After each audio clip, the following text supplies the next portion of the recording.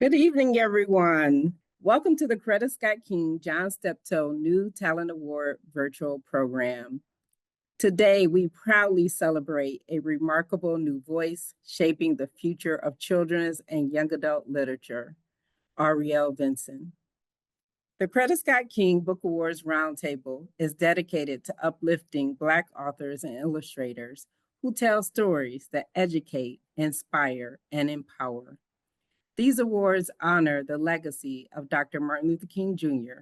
and the unwavering dedication of Mrs. Coretta Scott King, who continued his work for justice, equality, and world unity. Today is also a meaningful day in that legacy. We acknowledge and celebrate Mrs. Coretta Scott King's birthday. Mrs. King would have been 99 years old today, and we encourage everyone to take time to visit the King Center website to learn more about their upcoming 100th birthday celebrations for the Kings at www.kingcenter.org. The John Steptoe Award for New Talent shines a light on emerging authors and illustrators, amplifying voices that might otherwise go unheard. To learn more about CSK BART, explore past and current award winners, or become a member, please visit www.ala.org/CSK-BART. Today's conversation with John Steptoe New Talent Award winner, Arriel Vinson, will be led by Nerds for Literacy founder, Tony Weaver Jr., with an introduction by Dr. Janice Newsom. Participants are invited to place questions in the chat box throughout the program. During the Q&A portion of the event, we will select as many audience questions as possible. Now it is my pleasure to turn things over to Dr. Janice Newsom. It is my pleasure to introduce our distinguished honoree. Arriel Vinson is a Midwesterner whose writing explores what it means to be young, Black, and searching for freedom, belonging, and voice. Her debut young adult novel in verse, Under the Neon Lights, published by G.P. Putnam Sons Books for Young Readers, is the recipient of the 2026 Coretta Scott King John Steptoe New Talent Author Award. The novel has already received widespread recognition as a Reese's Book Club Lit Up selection and a Junior Library Guild Gold Standard selection, marking it as an important new voice in contemporary young adult literature. Arriel earned her MFA in fiction from Sarah Lawrence College, where she honed her craft and developed the poetic storytelling style that defines her work today. She is a 10 House YA scholar, a Highlights Foundation Scholar recipient, and a Walter Grant recipient. Her work frequently centers the emotional landscapes of Black girlhood, community, music, and self-discovery. Her sophomore novel, If This World Were Mine, is scheduled for publication in spring 2027, and readers everywhere are eagerly awaiting what she creates next. Also joining us today is our moderator, Tony Weaver Jr. Tony Weaver Jr. is the founder of Nerds for Literacy, a nonprofit organization dedicated to improving childhood literacy by using pop culture, storytelling, and graphic novels to engage young readers, especially boys and reluctant readers. Tony is also the author of the award-winning graphic memoir, Weirdo, which explores identity, bullying, mental health, and the power of embracing who you are. Through his work as a speaker, storyteller, and digital influencer, Tony reaches millions of young people and educators across the country, encouraging them to see reading as both empowering and transformative. His work has been featured by PBS, NPR, and major literacy initiatives, and he frequently partners with schools and libraries to inspire the next generation of readers. We are delighted to have him guide today's conversation. Tony, I'll now turn it over to you. Thank you so much, Dr. Newsom. And thank you to the Coretta Scott King Book Award Roundtable for inviting me to be a part of this celebration. Arriel, first of all, congratulations. This is an incredible moment. And I'm excited to talk with you about your work and your journey. So let's start with the moment every writer dreams about, the big moment. Can you take us back to the moment when you received the call from the Coretta Scott King Book Award jury? What did that moment feel like for you?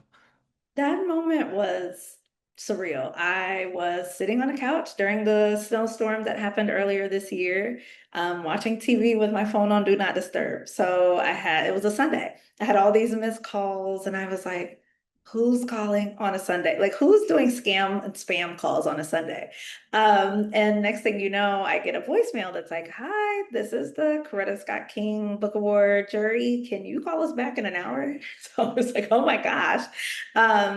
Throw the snacks out of the way. I hop up, I call back. They don't even get to get the spiel out before I'm sobbing on the phone. And I couldn't believe it. And I think part of that was, I try to detach from awards and award season because, there's no guarantee. But I kind of thought award season was over. So I was thinking like, all right, that, Under the Neon Lights did what it did. And next thing you know, they're calling on a Sunday and they're like, you are, Under the Neon Lights is a 2026 John Steptoe New Talent Award winner. And I was just, oh, I couldn't believe it. And they're like, okay, but don't tell anybody. And I'm like, now, what am I supposed to do with that? So yeah, I'm grateful and proud. I'm still like, I wake up every day and I'm like, this is my first novel and I get to call myself an award-winning author, or I get to call this book an award-winning book. And I don't know that I expected that. And that's, I think, the really rewarding thing about doing this work. Now, they told you not to tell nobody. Who did you tell? Oh, honey. Was there someone you immediately called? Oh, honey. Okay, so they said, don't tell your mom. I said, okay. Told my mom. And so, but loose lips sink ships. So I only told her like, hey, I'm getting an award. Here's the link. You can watch it tomorrow at this time. I called my friend Leah Johnson, who's an author, immediately. She's like overseas. She's like, I can't answer the phone. It's 25 cents a minute. I said, answer the phone. I'm getting an award. And then I think maybe my agent texted me and I was like, oh shoot, I forgot. I was just so, oh my gosh, I couldn't believe it. So I was so like, okay, let me tell the people who are, close family, close friends, because now I got to send this link out. And yeah, then I talked to my editor who she was told. And so it was fun. It was a fun night. And so then that way in the morning, I could really just focus on the award, the award itself and the ceremony in general. Listen, they say not to tell anybody, but sometimes you got to call some people. Because listen, I ain't get through the book by myself. Honey, I can't win the award by myself. I can't win the award by myself. It wasn't just me, it was everybody. I hear you. The John Steptoe Award has such a special history. It was created to help elevate new voices in children's literature. And now that you're a part of that legacy, what does this recognition mean for you, both personally and professionally?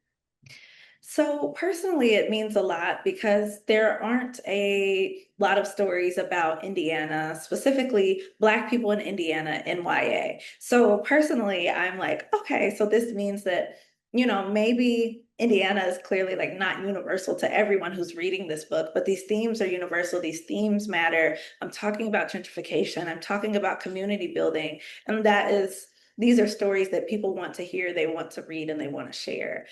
So personally, it just helps me understand like I'm on the right track. I'm spotlighting the right kinds of stories, and I can talk about my childhood. I can talk about my girlhood, and those stories are valuable to others, which is really rewarding to me. And then professionally, I got that award and I got right on that website and I looked through every year since the inception of the award. So it's unbelievable that I am, in this literary lineage, that I am able to say, this author won before me, this author won before me. And then I get to, kind of track their career and think about the kinds of stories they've been able to tell since then. And it just reaffirms that, like, I'm doing this for a reason. I'm doing this so I can tell these stories, so other people in the Midwest can tell these kinds of stories. And, hopefully I can just continue to do so. I love a good flex. You're basically the avatar. Because you're like, listen, I'm the 2026 John Steptoe award winner. I'm a part of a long lineage. I'll have you Law. know. I'll have y'all go look because they have it for every year There. now. I always think about how awards like this don't just celebrate a book, they open the doors for the stories that come after them. You talked about saying that you didn't see a lot of stories about people from Indiana, about Black people from Indiana. And I think there's something very courageous about saying, my people can be universal. Right. Like when we Right. talk about universal themes, we say like, okay, kids need to Yeah. understand these themes. We use this story because it's a universal theme. But when you look at the patterns, very often only certain people are giving the nuance of being allowed to be Yes. universal. So Yeah. I think Yeah. there's something really, really courageous and powerful about you saying, no, I think my perspective can be that. Oh, absolutely. Let's talk about Under the Neon Lights. For Yeah. those who haven't read it yet, can you tell us a little about the story and what inspired you to write it? Yeah, so Under the Neon Lights is about a Black 16-year-old girl named Jaylyn who falls in love at the skating rink, but it closes due to gentrification. It's a story about first love, female friendship, complicated family dynamics, and community building. And I wanted to write this story for a number of reasons. I grew up going to my local skating rink on the west side of Indianapolis. It's called Skateland. When I was going there as a kid, it was called USA Skate. So some ownership changes, but it's still there. And that's the thing I'm thankful for. But there are so many rinks across the United States where that is not the case. So when I was in grad school, I had to do a thesis project and we had to turn in 120 pages of fiction. I was like, I don't have that. So I was chatting with Leah and I was like, hey, she was on her way out. She was about to graduate. And I was like, what should I do for thesis? I've collected my short stories, but I want something that I can come out with and at least try to get published. And she was like, you just wrote a story about the roller skating rink. And I was like, what's that mean? She was like, that's your novel. You keep complaining to me about the fact that there are not many novels about Black roller skating culture in particular. You keep complaining to me about, all these other kinds of stories you want to write. I think this is your first novel. And I was like, okay, I'm going to listen to you.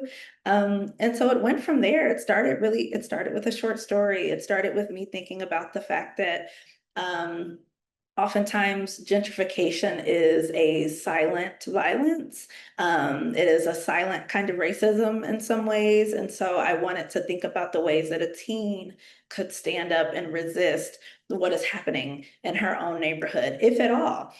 Because I also wanted to give it a realistic lens. I wanted us to look at what it means to be experiencing gentrification and maybe feel like you have no control over it at all, or maybe learn that you don't have control over it. It's balancing all that, but it's also a romance. I don't know that I guess I've written stories that are not romances, but so far the novels are romances. Like I got to sprinkle that in a little bit. So I wanted to write a story that was feel good, but was also realistic about the lives of Black teens, and specifically Black teens in Indianapolis who don't have many third spaces or safe spaces. I deeply miss the skating rink. Yeah. In Atlanta, we have Cascade. Yes, you do. That's what they mentioned in ATL the movie. When I found out there was a skating rink involved, I said, okay, Yeah, you're sold. I'm locked in. People don't know. They don't know. The skating rink's very important. It is. I went to a school visit today and I was telling them about Cascade and I was like, have you seen the movie ATL? And I asked them all to raise their hand. They're looking at me like I have three heads. I said, we're losing recipes. No. We got to do something about that. We got to do something about that. And can you tell us why you chose the novel in verse format? What does poetry allow you to do emotionally or creatively that prose might not? Yeah, so secretly, Under the Neon Lights started as a prose novel. And part of that was I had a thesis to turn in. It had to be 120 pages. And while, I mean, and my MFA was fiction, I took a lot of poetry craft classes. I took a few poetry workshops during the MFA, but it had to be fiction, whatever that meant. And I'm sure they would have been flexible, but I was like, this sounds actually like if I take this on right now as I'm trying to graduate, I don't know that I'll be graduating. So I left it in prose, but that's also kind of that's where I had most of my training. I read a few YA novels in verse, but back then it was only Elizabeth Acevedo and Jacqueline Woodson and Jason Reynolds. And so I only had a few to go off of, whereas now, there's so many. And so I was studying and studying and studying, but also I was doing an internship in the city. So I went to Sarah Lawrence College and I was taking a 30-minute Metro North train to Grand Central. And I just had a little notebook. I'm like, I'm not carrying that big old laptop. I didn't have a MacBook Air back then. I had a thick laptop. So I'm not carrying that thing. And so I would just, try to finish my thesis in a notebook. And it all came out as poetry. And so I would just really work toward like, okay, well, we have to make this prose. We have to make this prose. But finally, once I graduated, I was like, we don't have to make this prose though. It actually can be whatever I want it to be. And I think that poetry really lends itself to the rhythm of roller skating, to the music, to the fun of what it feels like to be in a space like that. But a novel in verse also allows me to really dig into the character's emotions. So I can spend 8 pages, because it's a novel in verse, talking about how she's spiraling or how sad she is or how excited she is to be on this date for the first time. And I think that novels in verse really allow you to look at the interior of the character. They really allow you to say, okay, well, not only what is this main character feeling, but what am I feeling? And I think even the white space around all the words gives you space to think about what you feel as you're reading. So I love a novel in verse. I think that many of my favorite authors continue to do this work, and I think there's a reason for it. And then also, attention spans are shot, including mine. So I want, like your bio says, I want reluctant readers to open this book and say, I can read a few pages and then flip. Oh, I can read a few more and then, really get into that. And maybe they won't for my book, but maybe they'll be open to another novel in verse that feels better for them. They read one page and another page and another page, and next thing you know, they're at the skating rink. They're at the skating rink. They're at skating Cascade. backwards. Exactly.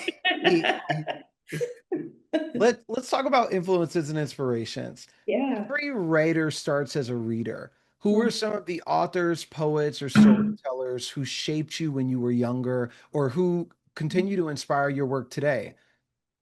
Yeah. So growing up in Indy, there were not a lot of Black authors on the shelves. And so I was reading whatever was at the library at the time. So reading many white authors that I could not think of right now. Just whatever I could get my hands on. My mom and I were always at the library. We were always getting something.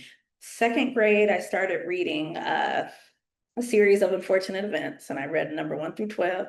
And then from there, I was like, okay, love it. So I was honestly reading like Goosebumps. I'm reading a lot of thrillers. I'm reading a lot of series, Babysitter's Club.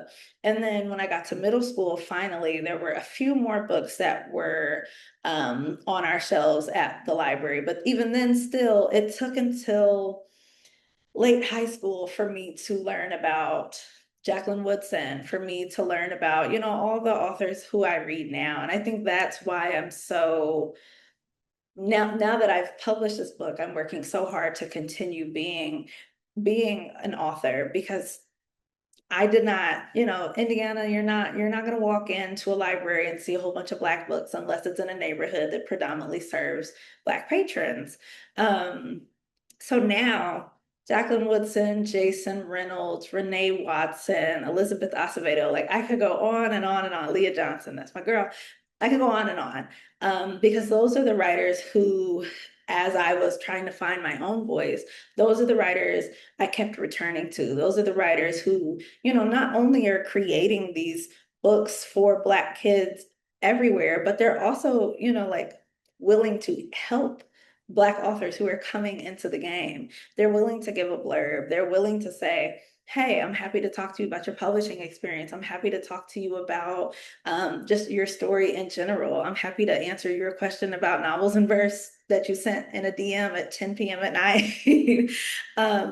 But to me, they are some of the best writers, best children's writers of our time. And I think also many of them write, across age categories. And so that helps me understand like, oh, okay, I can do that too. And then even thinking Gwendolyn Brooks, Lucille Clifton, like they all wrote across age categories and they had really blossoming, beautiful careers. And that's something that I'm trying to model as well.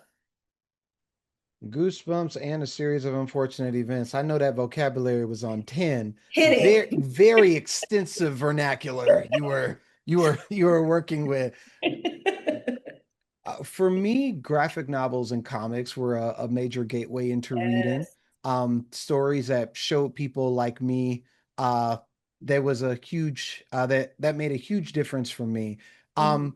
Can you tell me, was there a specific book or moment for you growing up where you kind of came across that book or you came across that character and it illuminated something in you? Oh, that's such a good question.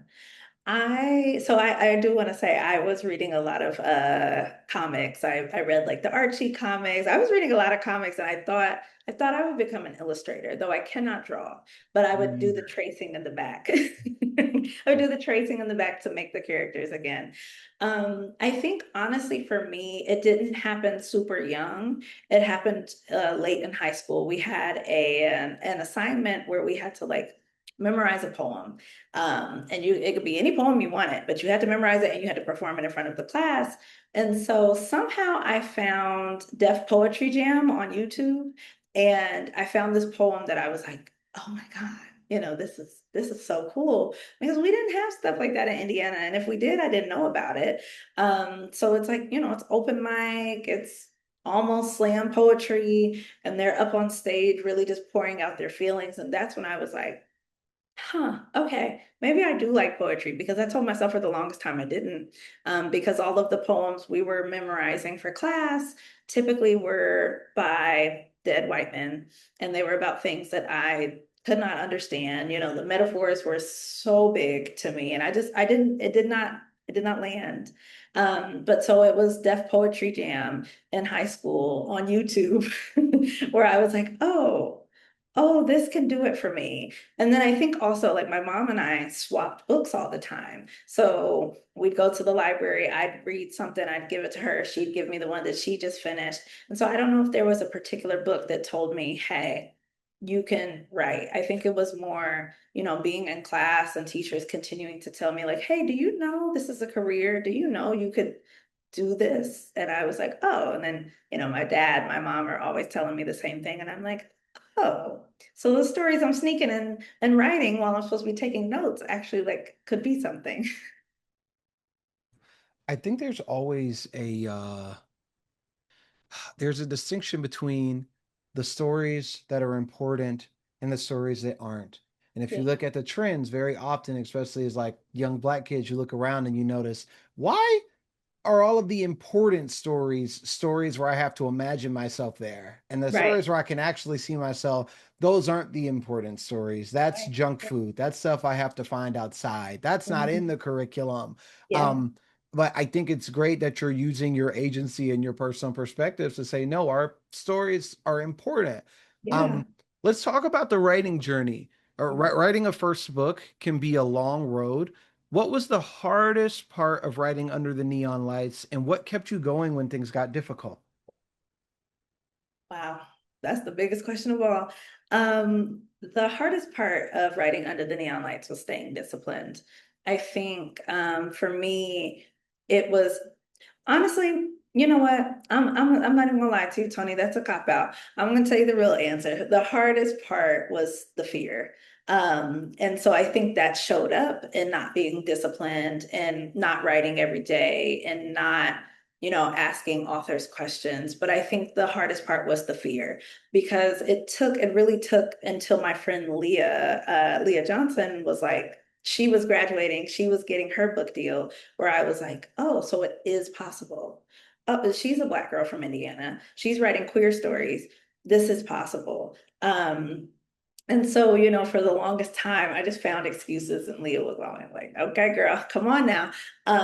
But I found excuses. Oh, I'm tired from working because I worked 9 to 5 for a really long time. I'm tired from working. And even though I would take most of my lunch breaks and eat for 20 minutes, write for 30 minutes, complain for 10 minutes, it still did not feel like enough. I wasn't making headway on the book. And frankly, it wasn't until the pandemic hit where I had no more excuses. I was in New York and I couldn't go to the office anymore, where I was like, oh, okay, well, now it's just me and the book. Like, I have to do something. So I think the hardest part was locking in.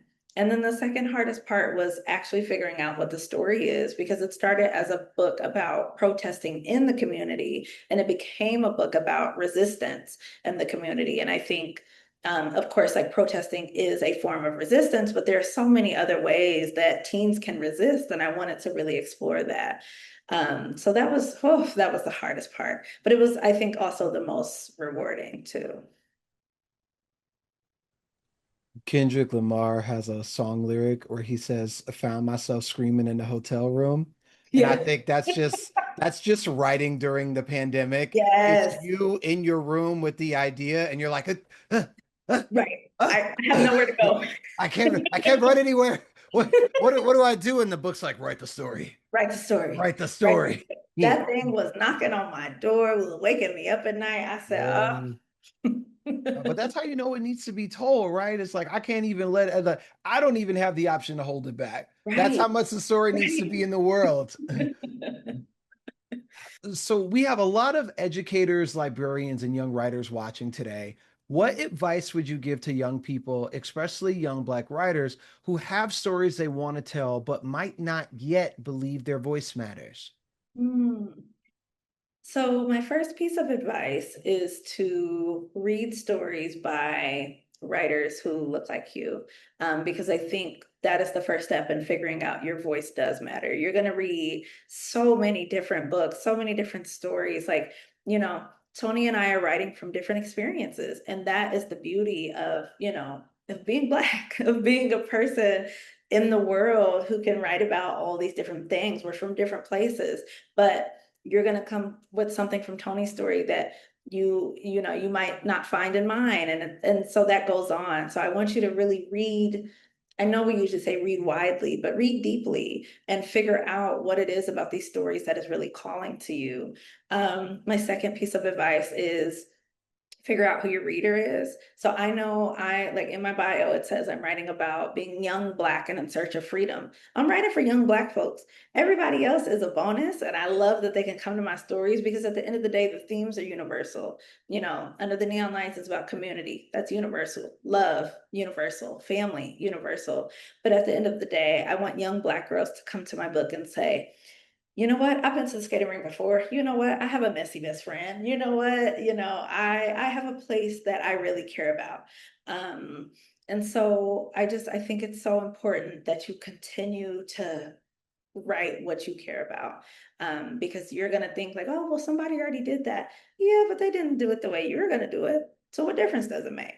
I mean, there are a million, look at all the clothes in the world.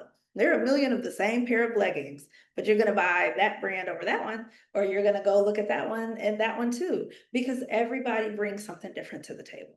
So that's number two. Number three, listen to me well. Writing is a muscle. You got to flex it. You got to work it. If you don't use it, you're going to lose it. It's not like riding a bike where you hop back on the bike and you can just hurry up and start pedaling again and you figure it out. Writing it takes so long to get back to it once you've gone out of it, once you've left the story for too long. So dedicate yourself to it. And maybe you're having writer's block. Go read, go watch a movie, go to the museum, go watch some TV, free write, journal. But don't forget the big project, the big story that you're working on. And if it goes somewhere else, it goes somewhere else, and allow yourself the freedom for that. I refer to writing as a combat sport. Like when I'm writing, I'm in the Coliseum, dog. Like That's right. like it's bad. The crowd is roaring. All the story ideas are sitting in front of Yeah. me with every word, every decision, every Yes. structural choice. We are making very clear expressions about what's valuable to us and what's not, what message we're trying to communicate, what we need people to know. It's a fight. But we love it though. We love it though. We love it. We love Yeah. it. And it beats me up every day, but we love it. We have a good time though. We Yes. we we we have a good time. Speaking of writing, you Mhm. already have another book on the horizon. Oh, Can you tell us a little bit about your next title, If This World Were Mine, and what readers can look forward to next from you? yes. Okay. So first, the title is a play on SZA and Kendrick's song, which is a sample of a Luther Vandross song. So really, it just really sat with me. It used to be called something else. And then we were like, actually, I think this title, I had two titles. So I was just like, we got to pick one at some point. So If This World Were Mine is about a Black girl named Sky. She's a senior in high school, and she is the majorette dance team captain for the first time. However, over the summer, she just lost her brother, and her band program, dance program, is getting ready for a huge band competition. It's like the national battle of the bands, but for high school. So her brother, like their dream together, because they were best friends, was that they would go to the same college. He would be drum major, she would be a major at dance captain, and all of that has changed. So now she's trying to figure out if she even has the capacity to navigate this competition with her grief, and if her dreams are the same dreams they were before she lost her brother. And of course, there is a romance, there is a love story here. So I'm really excited about it. It goes on sale January 26th, but pre-orders will be live, if not tomorrow, then Wednesday. So y'all are getting a sneak peek. Y'all got a sneak peek of the cover. Don't go sending that around because it's not going live until Don't tell Wednesday. nobody. Don't tell nobody. The CSK committee has given me permission to also mention that I have a book coming up as Hey, well. Weirdo welcome. 2 is publishing in August of next year.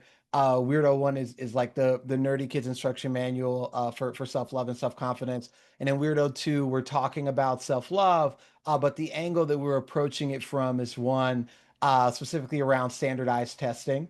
Um, there's a big test coming up. They're really stressed about the tests, and our main cast of characters is dealing with some anxiety around this idea that like my entire identity and value as a person is based on how this score comes back.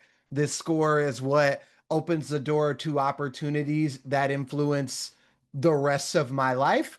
But I'm a child, and it feels weird that we're trying to standardize something like intelligence, which on paper can't be standardized. What does it mean to be smart when you are asking me questions about three of the four core major subjects? Like, you didn't ask me about history, you didn't ask me about science, but you are going to make a declaration about whether I'm smart enough to go to a certain school or be at a certain place or not. So, Weirdo 2 is intended to be a way to help young people love who they are outside of the confines of any judgment system, while also kind of acknowledging that this is the world we live in. And sometimes there are systems we got to learn and navigate, even if they're not built in the most fair or equitable way. I need this book. I need the art. So go ahead. So when we're done, I, I'll send him my I'll make address. sure. I'll make sure. I'm gonna message you about the title because we can't pick between Weirdo, the Ultimate Test, and Weirdo, the Test of Doom. I like the Oh, Test of Doom, but we gotta, I don't yeah, know. Good we'll about talk. it. We'll figure it out. We'll figure it out. We'll figure We'll it out. talk about it. Ariel, thank you so Yeah, much for sharing your story with us today. We're excited to see where your writing journey goes next, and we'll open things up for Q&A. perfect. Thank you, Tony. You were great. I had so much fun. Thank you so much, Dr. Newsom, for that introduction. Thank you, Tony. Thank you, Arriel. Oh my goodness, what an outstanding conversation this has been. It's just been so wonderful to learn more about both of you and the powerful work you are doing to inspire readers and writers everywhere. I want to make sure you guys are populating those questions in the chat box. This is our time, so if you want to ask some questions, Arriel, Tony snuck out, but Tony, you might want to come on back in just in case they have some questions for you. So come on back in. But I just want to say first, if you don't mind, Arriel, if we can just put a little spotlight on your mom. I know she's in the audience. Yes, yes. Everybody, hey, Mama. Claps in the chat box for Arriel's mom. Mom, I heard your daughter say in this conversation that y'all was swapping books. That brought tears to my eyes. I was like, oh my gosh. I think every librarian, parent at heart, we just want our kids to read. Yeah, yeah. So thank you. What's your mom's name? Sherry. Sherry, thank you so much for encouraging your baby girl at such an early age and swapping those books. And I heard her say, y'all was going to the library a lot. A lot. When I tell you, I have so many bookshelves because she has so many bookshelves, like still to this day. And she'll come. So I still have books at her house, even though like I have a lot of books at mine. And so, oh, there she is. They done spotlighted my mama. But so she'll come in the room at her house and she'll go, so what you got in here? What books you have? Girl, back up. So we're definitely still swapping books. Or when I finish something, I'll be like, oh my God, you would love this. You would love this. So Tony, while we wait for some questions, so y'all better get some questions in. We ain't gonna be around here much longer, so you better think now hard. Tony, what is the Nerds for Literacy Foundation? Tell us a little bit more about that. How can we support it? Definitely. So Nerds for Literacy is a charity initiative that I started. We donate books to kids at underfunded schools and libraries. So it's a national initiative focused on putting books into the hands of kids so that we can create the next generation of nerds. I think that nerds, more than anybody else, know how important and life-changing a book can be. But when we look at lowering literacy rates, when we look at the battles that librarians are having to fight every day for resources and support, it creates a world where kids are having trouble reading. And in a world where kids are having trouble reading, it also means that they won't be nerds. Nerddom was really like life-saving for me. So I want to make sure that every kid has that opportunity. So if you go to nerdsforliteracy.com, there is the opportunity for you to either A, donate to Nerds for Literacy to kind of fund our book donations. But also if you're a librarian, if you're at a school, you're like, we need support, we need books, I need resources. There's also a forum for you to sign up there. We go around the country, we kind of just pop up with books in our hands. As I say, books in my hand, pass them out to the children. So we love to hear from you. Well, I put the link to your website into the chat box. So please, you all support Tony's organization. If you know libraries like or schools, like he said, share the word. They're ready to come and visit your community. Okay, so Jennifer said, is Nerds for Literacy a 501c3? Do you have a traveling schedule?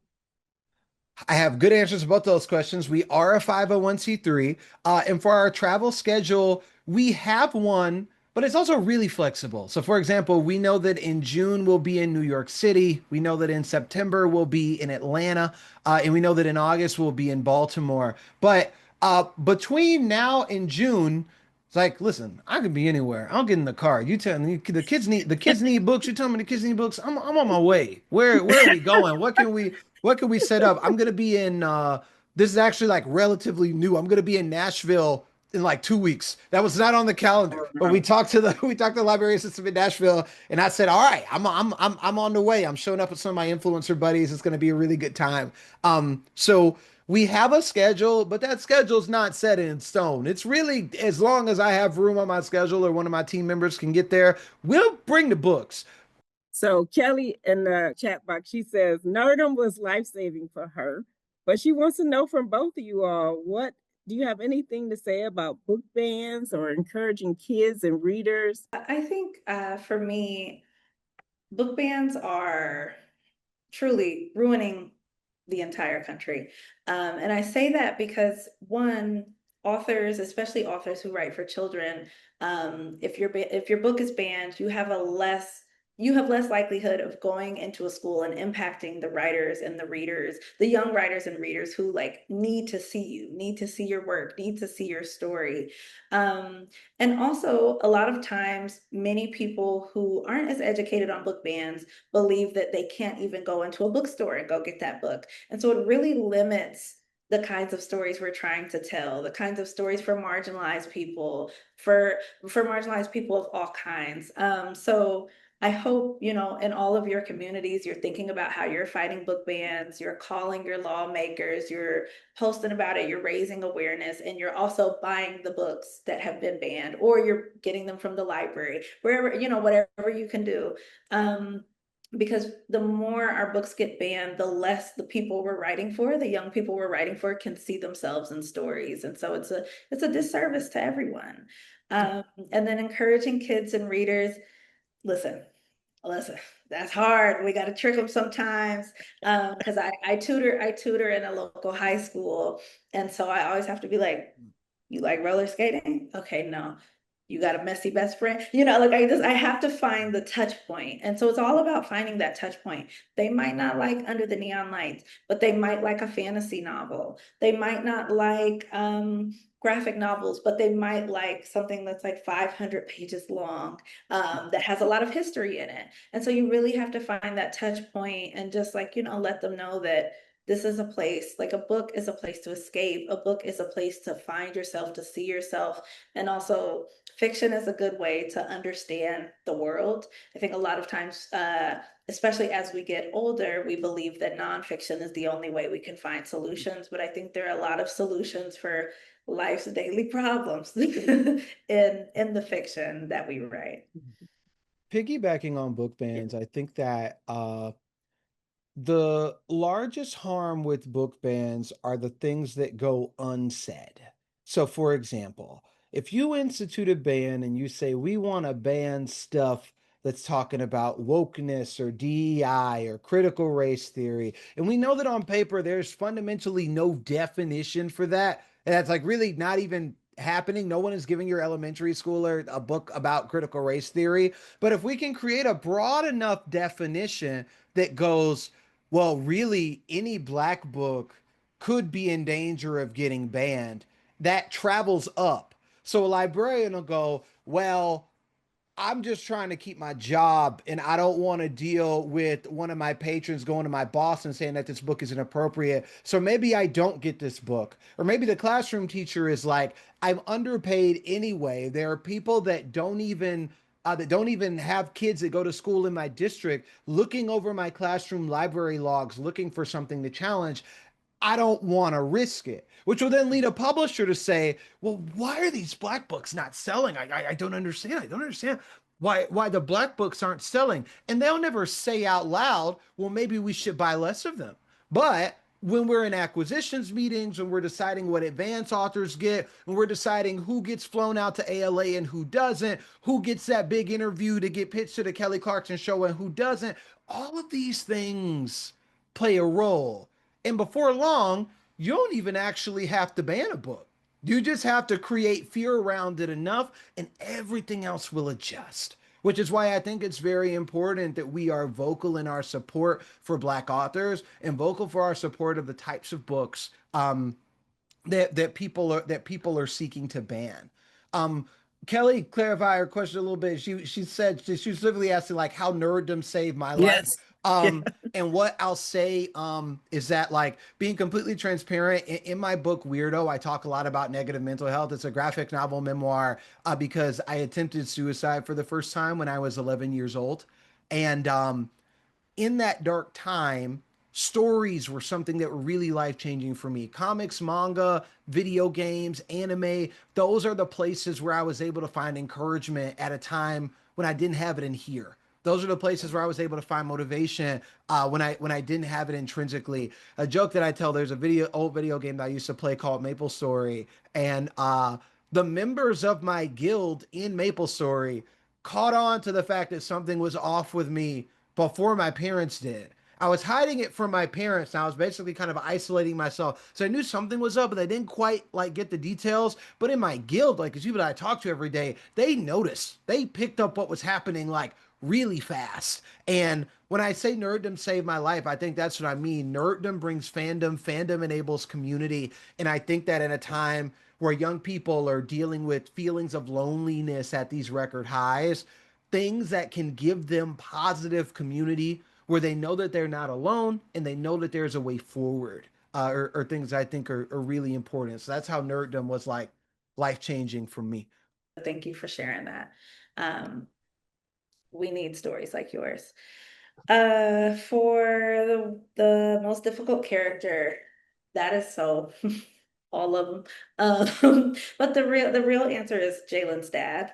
I think that when you were writing a complicated family relationship, especially for a teen, you're thinking about how much agency a teen has in this relationship. A lot of times, there's a joke where it's like, oh, Black parents don't apologize. And so I wanted to kind of look at that and say, well, will he? Is this something he believes that he's wrong for? Where does accountability show up? And also, how does the main character, Jalen, say that, like, hey, yeah, no, you need to be accountable. And that's really hard to do because I think that a lot of teens don't think they have that space to be vulnerable and to talk about how their parents' actions impact their own or impact how they feel. So it was really hard to write him because by the end of in the first few drafts, he still was not given forgivable. And also, my editor and I, who's here, by the way, Tiara. Yeah. My editor and I had a lot of discussion about, okay, well, if there's going to be reconciliation in the book, what does that look like? And will it be kind of like tied in a bow by the end, or will it be open-ended? And so we had to have a lot of conversations about what is realistic when it comes to reconciliation with a parent at any age. And then, well, let's see, what was the second question? It was, how was writing book 2 different from book 1? Well, first of all, book 1 took years and years and years and years and years. And I think I did not have a good concept in the beginning of drafting Under the Neon Lights. I did not have a great concept of what outlining should look like for me. With the second book, I kind of know where to start now. So I'm like, okay, I used to be on a majorette team in high school. I do want to write about that. But like, what is the character experiencing? So then that's where I get to do the playing. And so I like to do a lot of playing before I start outlining, like, all right, like 80 to 100 pages before I'm like, okay, this is what maybe should happen throughout her journey. But so I would say emotionally, book 2 was harder to write, but as far as structure, as far as plot, that felt a little bit easier to me. But emotionally, because it's dealing with grief and because it's dealing with dreams and because it's dealing with fear, that automatically brings up a lot. For anybody, we all know those feelings. We all know those experiences. And so sometimes I would write these scenes and I'm getting emotional like I'm Sky. So it was really emotionally, that one was the more difficult one to write for sure. Well, you all, I have to let Arriel get off the call because she has another meeting, and I so appreciate you giving us just a few extra minutes of your time, Arriel. Of course. We look forward to seeing you in a few weeks at Yes. American Library Association's conference, and thank you so much for joining us this evening. Tony, we look forward to seeing you as well. Thank you. Tony, I just want you to answer that one question. She was thanking you for normalizing mental health issues. And then she was specifically she was asking a question about, because we do have a lot of librarians in the room. So she was asking a question about collection development. Do you ever have those type of questions with librarians? And give us some advice, like what should we be doing as library professionals? So I get the privilege to spend a lot of time with librarians. Y'all are a fun bunch. So as an author, but also through Nerds for Literacy and all the library business and things like that I spend a lot of time with librarians. And I say that to say, like, number one, I am deeply grateful for the work that you all do and deeply sensitive to the limitations that your profession is experiencing right now. It's like we got to move strategically, right? Because at the end of the day, y'all got to take care of you first. You can't pour from an empty cup, right? Um, but the advice I normally give librarians around courage for collection development is look for the people that aren't being put in front of you.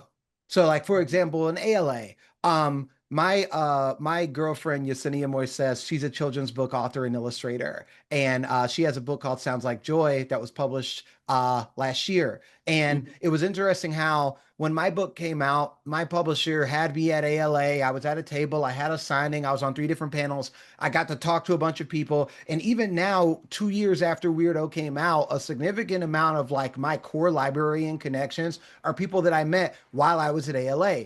Whereas for Yesenia, when her book was coming out, her publisher did not put those resources forward for her. She went out of her own pocket to get to ALA, got a table in Artist Alley, and was passing out book plates, letting people know about the book. And she was able to make those connections. But for every author like me, where a publisher's like, hey, here, meet Tony, love Tony, meet Tony, love Tony. Yes. There's another author who has a story that's just as amazing and a story that's just as important. That's like, oh my goodness, I have no idea how I'm going to get any of these librarians to know who I am or support my work. So the way that I think librarians can be courageous is look for the people that aren't being put in front of you. What books are coming out this season that didn't get the publisher's weekly interview? That didn't immediately get put on this list, whose publisher didn't pay a couple $1,000s to get featured in this newsletter that's popping up in my inbox. I think even just taking a couple of extra minutes or moments to look and say who else is out there can be life changing for an author that's not necessarily like plugged into that yet. Wow. Thank you for that. And I'll use your word courageous, because it does take a bit of courage and a little bit of extra work to go that extra mile to find those folks. But even listening to you and listening to Arriel, we got a few new names today, right? Right, librarians? You got a few new names that they mentioned in this conversation. I'm glad it was recorded so we can go back and listen again of some of the writers that you all are aware of and that we should be checking out as well. So you all at 6:53 Eastern. So I'm going to have to let Tony go so we can conclude our program. So I did say we would get to as many questions as we could get to. But thank you so much, Tony. And again, nerdsforliteracy.com. Check it out. And I'm going to bring Janice back up so she can make just a few remarks about upcoming programs, and then we'll formally conclude the program. Thank you so much, Tony. Thank you. Oh, thank you, Chair Casey. What a wonderful John Steptoe celebration of our new Talent Award winner. We are deeply appreciative of our audience participation as well. We invite you to celebrate with us in person at the upcoming Virginia Hamilton Award for Lifetime Achievement reception on Saturday, June 27, 2026. And the Coretta Scott King Book Awards breakfast on Sunday, June 28th, 2026. That's in Chicago, people. So why attend? You get to meet the 2026 Virginia Hamilton Award for Lifetime Achievement recipient, Kadir Nelson. You get to celebrate this year's Coretta Scott King Book Award winners and honorees, including our new John Steptoe Award winner, Arriel Vinson.